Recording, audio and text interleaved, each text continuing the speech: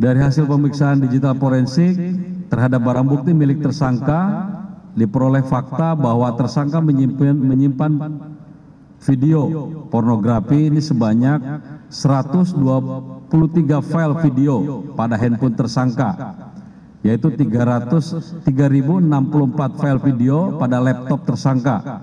Jadi total secara keseluruhan ada 1.058 file video.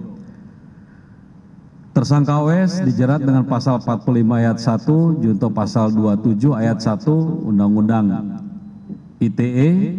Kemudian kita terapkan juga pasal 29 junto pasal 4 ayat 1 Undang-Undang nomor 44 tahun 2008 tentang pornografi. Nah, tentunya dengan ancaman 12 tahun penjara atau denda paling banyak 6 miliar rupiah.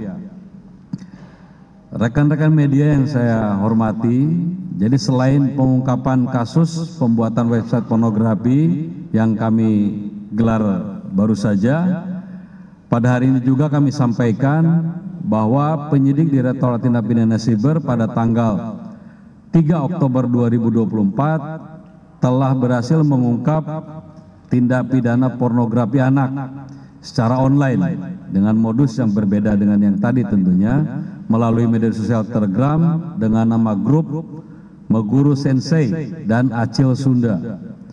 Adapun untuk masuk bergabung menjadi member atau subscribe ke dalam grup tersebut, tersangka mematok harga antara 50.000 sampai dengan 300.000. Perlu diketahui bahwa saat ini member di grup Telegram Meguru Sensei ini berjumlah 2.701 member, sedangkan di Acil Sunda berjumlah 2.222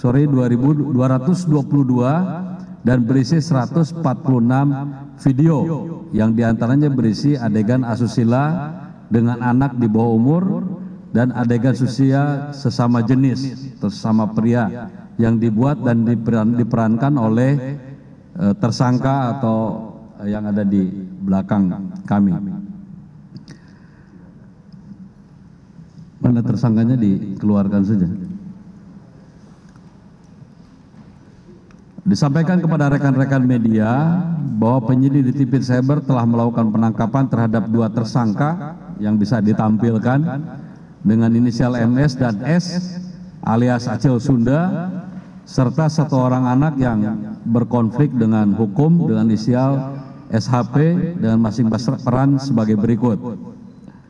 Pertama,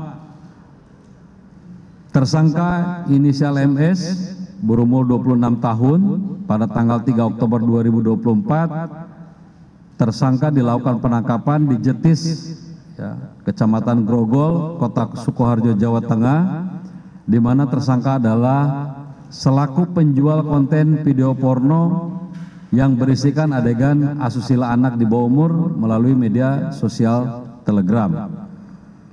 Modus tersangka adalah dengan cara mencari dan mendownload konten-konten video tersebut dari berbagai sumber di internet dan media sosial, kemudian menjualnya kembali melalui media sosial grup Telegram yang dibuatnya dengan nama PIP Meguru Sensei.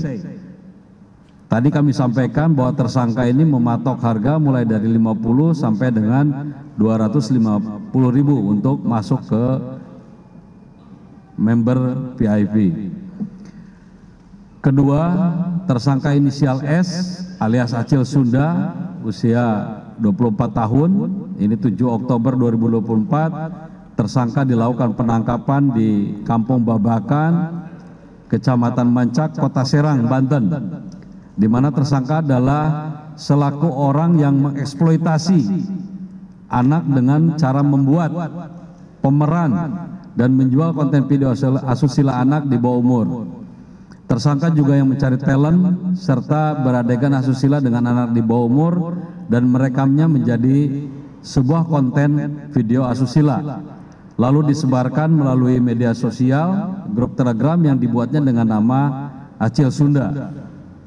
Nah, tersangka mematok harga 300.000 untuk masuk kepada member, kemudian juga tersangka yang menawarkan dan menjanjikan akan memberikan 1 buah handphone, ya, namun pada kenyataannya korban anak di bawah umur hanya diberikan uang sebesar 200.000.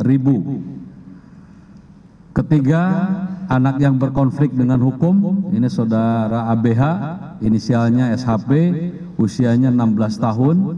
ABH yang berdomisili di daerah Utan Kayu Selatan, Kecamatan Matraman, Jakarta Timur, di mana ABH berperan mencari talent anak di bawah umur di lingkungan pertemanan sebayanya untuk ditawarkan membuat konten video asusila bersama dengan tersangka inisial S alias Acil Sunda, dengan dijanjikan akan mendapatkan bagian dari hasil video yang dijual. Dalam kasus ini penyidik telah melakukan penyitaan barang bukti berupa 4 unit handphone, 2 unit kartu ATM, 5 buah SIM card, kemudian 2 akun channel Telegram dan 3 akun email, kemudian 1 kaos warna merah, 1 celana pendek, 1 lembar akta, 1 lembar akte kelahiran anak, 2 lembar kartu identitas pelajar. Terhadap para tersangka ini dijerat dengan pasal 45 ayat 1, junto pasal 27 ayat 1, junto pasal 52 ayat 1 Undang-Undang Nomor 1 Tahun 2024 tentang perubahan kedua atas Undang-Undang Nomor 11 Tahun 2008 tentang ITE dengan ancaman 20 tahun penjara. Saat ini korban anak sudah dititipkan di Rumah Aman UPT P3A Provinsi DKI Jakarta untuk dilakukan asesmen, pendampingan psikologis dan pendampingan hukum.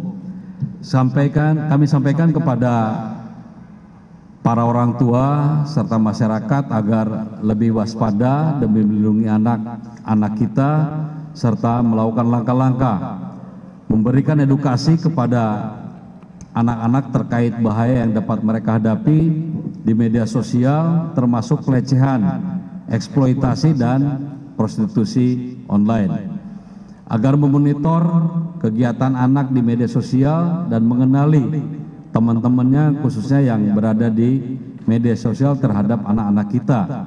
Kemudian membangun komunikasi yang terbuka dengan anak-anak agar mereka merasa nyaman untuk berbicara kepada para orang tua. Kemudian yang terakhir tentunya menanamkan nilai-nilai moral dan agama yang baik kepada anak-anak kita sehingga dapat terhindar dari ajakan untuk terjerumus khususnya di dalam prostitusi online yang menyasar anak-anak di media sosial. Kemudian dalam kesempatan ini tentunya kami tidak bekerja sendiri, kami mengucapkan terima kasih dan apresiasi kepada seluruh pihak yang telah berkontribusi dalam pengungkapan pornografi anak secara online. Kami dari Ditripidit Cyber Bareskrim Polri dan jajaran akan terus berupaya melindungi anak-anak Indonesia dari eksploitasi anak, khususnya eksploitasi terkait dengan seksual anak secara online. Demikian yang dapat kami sampaikan kepada rekan-rekan media sekalian. Wabillahi taufiq wal hidayah. Wassalamualaikum warahmatullahi wabarakatuh.